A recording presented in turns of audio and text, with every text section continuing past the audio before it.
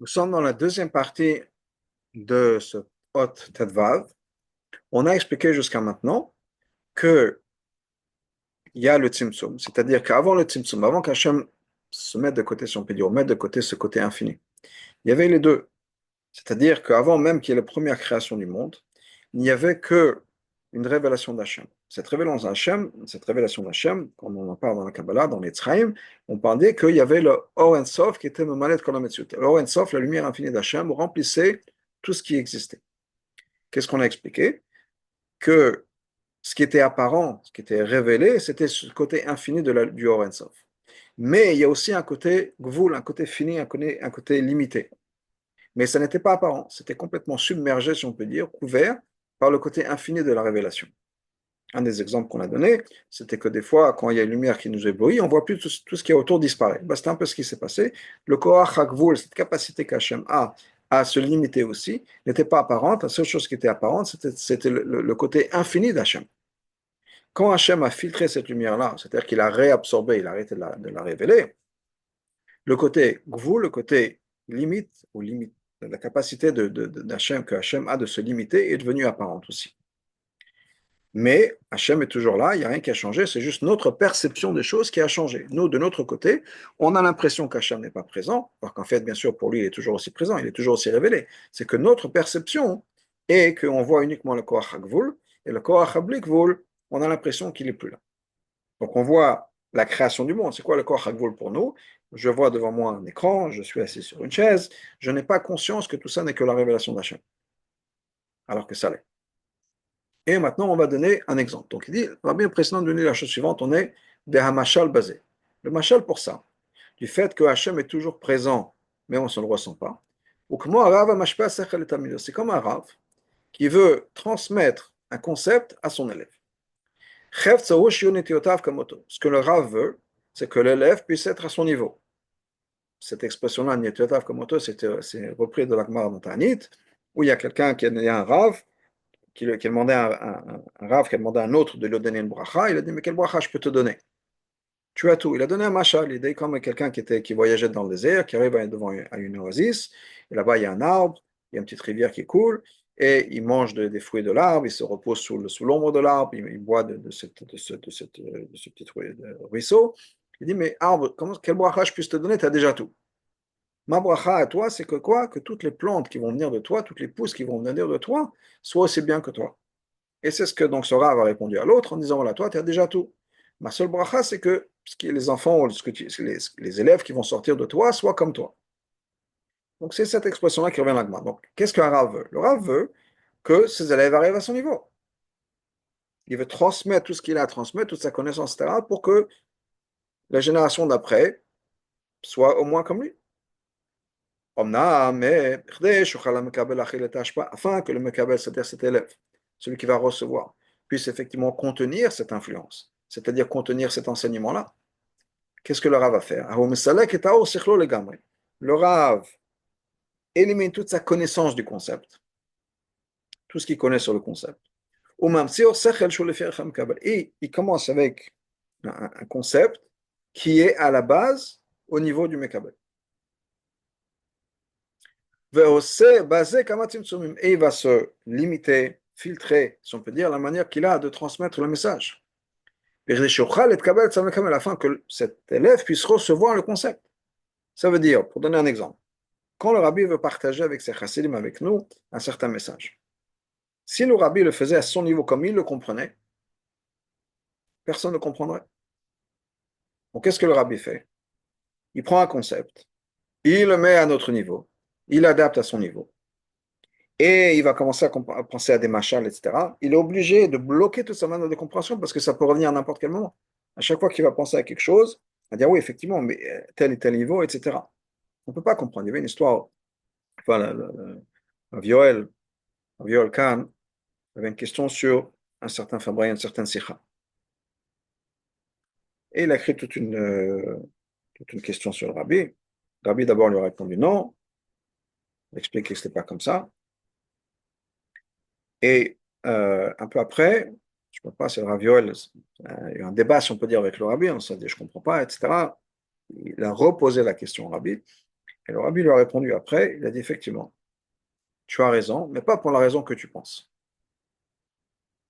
C'est-à-dire que, et le rabbi a expliqué pourquoi ce qu'il pensait n'était pas correct, mais au bout du compte, sa conclusion était la bonne.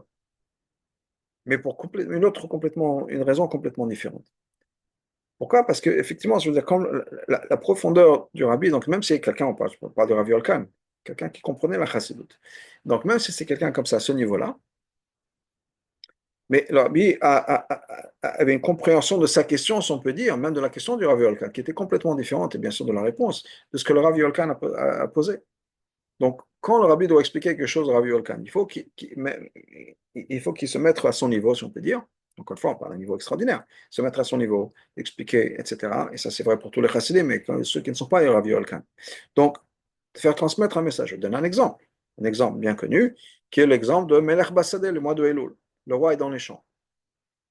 C'est quoi le machal du roi est dans les champs? Le roi est dans les champs, c'est un machal où le rabbi, l'amour Azaken, veut nous expliquer comment est-ce que Elul, ça peut être un moment où Hachem est révélé, Hachem est proche de nous et on n'en est pas conscient. Si c'est un jour où Hachem est révélé, c'est Shabbat, c'est Yom Tov. C'est quoi Shabbat? C'est quoi Yom Tov? C'est le jour où il y a le divin qui est révélé. Donc comment est-ce qu'on peut y avoir une situation où Hachem est révélé, mais ce n'est pas jour de fête? Et il nous donne un machal. Et voilà, il y avait un roi qui est parti à la campagne, etc. Maintenant, de nos jours, les enfants de 3-4 ans, ils le savent déjà. Ils apprennent au jardin d'enfants, Melach Bassadeh, Elul, c'est Melach Bassadeh, etc. Maintenant, à 20 ans, à 30 ans, à 40 ans, on a peut-être des fois du mal à sortir de ce machal-là. Le machal était fait, ça marche, même un petit enfant comprend, pour pouvoir apprendre un concept profond de Kabbalah, que la Mourazakan voulait nous expliquer, et de transmettre. Donc, le Mourazakan est obligé de mettre de côté toute sa connaissance de la Kabbalah, de la Chassidut, etc., pour prendre un exemple simple qui pourra faire passer ce message. Je reviens dans le texte. Maintenant, tous ces tzimtzumim, c'est uniquement par rapport au Mekabel. Mais pour lui, ce n'est pas un tzimtzum. C'est-à-dire que pour le Rav, il est quoi? Il est en train d'enseigner. Le Rav est en train de partager ce concept. Pour revenir au exemple de Melach Bassadeh, quand le Moaz Zaken veut expliquer ce concept de la révélation des Yud Gimel Midat HaRachamim dans le mois de Elul, ce qu'il est en train de faire avec le Mashad de Melach Bassadeh, c'est exactement ça. Révéler, expliquer le concept de Yud Gimel Midat HaRachamim. Donc pour lui, il n'est pas en train de cacher le message, il est en train de nous le révéler. Maintenant, nous, des fois, on a du mal. Nous, on est coincé avec ce message, on imagine un roi qui est dans la campagne. Quel rapport? Mais on a besoin de travailler sur ce machin-là. Mais dans le mot Azaken, il est dans la révélation, il n'est pas en cachant. Donc on comprend la même chose, et le mal en haut, qui vient, on peut dire, de manière générale, ce concept de Tzimtzum, c'est nous par rapport à nous. Avec les Gabé de Barech, mais par rapport à Hachem, le Tzimtzum ne cache rien du tout. Pour donner un autre exemple, on est en train d'étudier un Mahama. Le Rabbi a voulu partager ce qui est sa connaissance, et donc il a mis encre sur papier, dans des mots, pour exprimer, pour partager sa connaissance. Maintenant, nous, on peut prendre le Sefer, et dire, oh là là, c'est en hébreu, c'est compliqué, je ne suis pas sûr de bien comprendre. Le Tzimtzum, il est par rapport à moi. Mais quand le Rabbi écrit ce Mahama, pour lui, c'est une manière de révéler, de partager ces concepts-là. Donc, il n'est pas dans le Tzimtzum, au contraire, il est dans la révélation. Nous, on a l'impression qu'il y a quelque chose qui est compliqué ici. Pas que ce n'est pas compliqué. Mais je veux dire, nous, de notre côté, à nous, on voit le LM. On voit plein de mots en hébreu, on n'est pas sûr, on est confus, on ne sait pas exactement ce que ça veut dire, etc. Il y a des termes un peu compliqués, mais c'est par rapport à nous. Quand le rabbi écrit le Mama, pour lui, c'est dans la révélation. Il est au contraire, c'est un gilouï. Donc le Tzimtzum, il est juste pour nous. Ben, mais la vérité, Yuvan Gamze, Gam, les Gabbeinu, c'est même par rapport à nous. Il y a Tzimtzum Arishon, le premier Tzimtzum qui a existé, et la première fois Hachem a commencé à se cacher, c'est-à-dire qu'on a mis le Ensof de côté. Mais c'était une fois, la première fois. Après, il y a d'autres madrigotes au fur et à mesure où Hachem a dû filtrer cette lumière-là. Donc, oh, la tzimtzum de et tous les tzimtzum de toute l'ordre de la création du plus haut vers le plus bas. Pourquoi est-ce qu'il y a tous ces filtres? C'est uniquement pour qu'Hachem puisse se révéler ici sur terre. Étant donné que tous les sens du tzimtzum, c'est afin de pouvoir transmettre quelque chose, que ce soit reçu par nous ou comme dans le machal. Donc, ça veut dire qu'au bout du compte, le tzimtzum, il ne cache pas. De la même manière que des mots dans une page ne cachent pas le message, au contraire, c'est la révélation du message. Quand on a un Sefer Torah, quand on a un Mama, quand on a quelque chose, des mots dans un Rashi, un Tosfot, pour Rashi, pour Tosfot qui est en train d'écrire en commentaire, c'était la seule raison pour laquelle ils l'ont mis dans des mots, et des mots qui sont imprimés avec de l'encre physique sur un bout de papier, c'est pour pouvoir révéler, expliquer ce concept.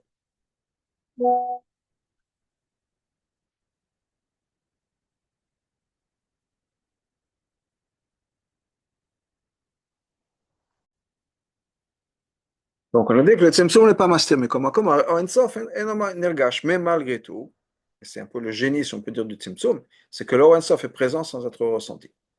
Même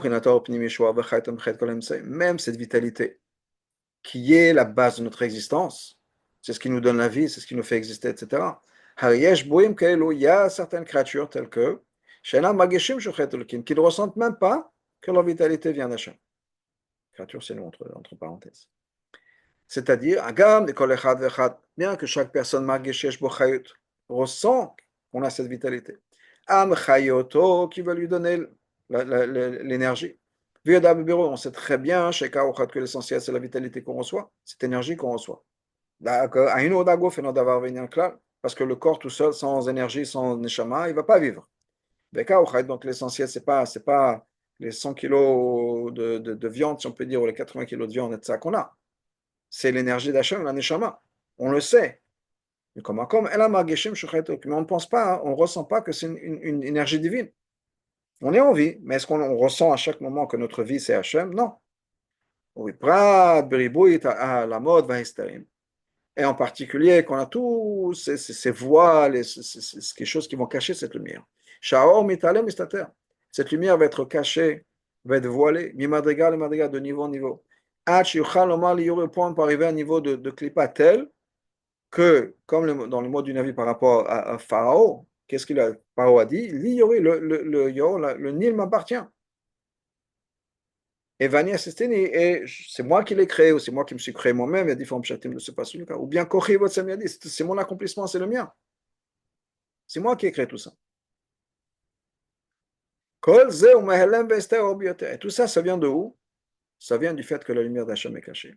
Au point où on peut être, ce point, son cerveau peut être tellement épais, qu'on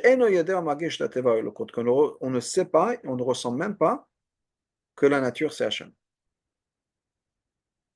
Comment c'est possible une chose pareille? Alors qu'on est complètement dépendant, on est branché à cette source d'énergie et on ne pense même pas. C'est un peu le machal, un petit peu le machal de cet enfant qui est sur les épaules de son papa, qui le porte partout, qui le protège et qui le défend.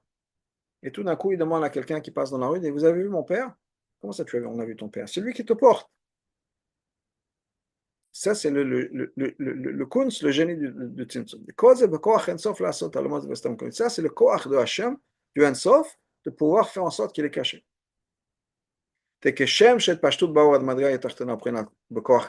la même manière que le Ensof. Il n'y a que Hachem qui peut faire ça, le côté infini d'Hachem, qui fait qu'il va se répandre à l'infini. Et on a de Hachem l'entité la plus spirituelle possible. On a des milliards et des milliards de galaxies, d'étoiles, de tout ce qui se passe avec. La même chose, Hachem est capable de faire, de se cacher à l'infini, de niveau en niveau, en niveau, en niveau, en niveau, ou au point où nous, Hachem est toujours présent, mais on a l'impression qu'Hachem n'est plus là. Ça, c'est ce que le passage nous dit. Effectivement, tu es un Dieu qui te cache, qui se cache. Le fait, cette capacité de pouvoir se cacher à tel point, ça ne peut venir que de toi. Ata. Toi, et quand on dit Ata, ça veut dire l'essence même d'Hachem. Il n'y a que toi qui es capable de faire un truc pareil. D'être 100% présent et qu'on n'en ait même pas conscience. De la même manière qu'il y a le chesed d'Hachem toute la journée. Et quand on dit journée, c'est quoi? Quand on parle de journée, on parle toujours de révélation. De la même manière que la révélation, c'est du côté du chesed de Hachem. De la même manière, donc le chesed, ça vient du nom d'Hachem qui est quel? Le Esther, le LM, vient d'un niveau qu'on appelle Atatoi. Et toi, quand on dit toi, c'est toi, ton essence, qui dépasse tous les noms possibles, toutes les étiquettes, tous les noms, etc. Les Zoma, c'est ce qui est marqué dans les Sefer Yetzira. Omek rom vemek tachat. Il y a au plus profond et au plus élevé. כשם שעומק תחת הוא שהגלות פשוט אין מגע יותר אחרונות מבחינת כל אינסוף. De la même manière qu'au plus bas, ça veut dire quoi au plus bas? Qu'il y a cette révélation de Ensof au niveau le plus bas possible dans le monde. Comme la même chose au niveau le plus élevé. Ilou yachar ilou. Monter, monter, ça veut dire quoi monter encore une fois? Filtrer la révélation, filtrer la révélation, filtrer la révélation. Il n'y a que ça, c'est Koach Ensof. C'est le Ensof qui fait ça. Des rak Koach Ensof, uniquement cette capacité d'Hachem de Ensof, la halim ou la stir, de pouvoir se cacher, se filtrer, beribou minant la mode de toutes ces filtres et toutes ces manières de se cacher, il n'y a que Hachem qui est capable de faire un truc pareil. Et c'est Or Ensof le mal Adenket. C'est ça, c'est ce qu'on veut dire, que Or Ensof le mal Adenket, que Hachem remonte, absorbe, réabsorbe sa révélation à l'infini.